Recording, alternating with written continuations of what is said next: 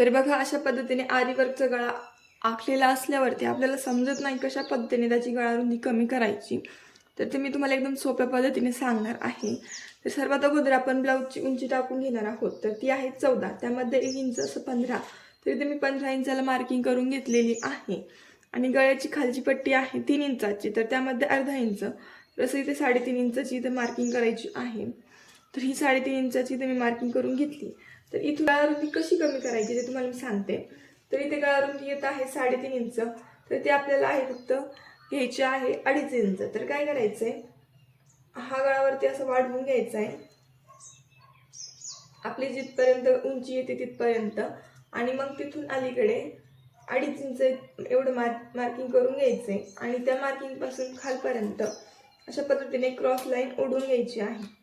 आणि इथे आपण स्टिच करून हे एक्स्ट्राचं कापड कट करून घेणार आहोत। आणि मग आपला गळा जो आहे तो व्यवस्थित रेडी होईल। तर बघा अशा पद्धतीने इथे मी अस्तरची मार्किंग केलेली कटिंग ठेवलेली आहे। तर बघा मग हा गळा बरोबर इथे असा स्टिच केल्यानंतर पाव इंच धरल्यावरती व्यवस्थित असा शेपमध्ये रेडी होणार आहे।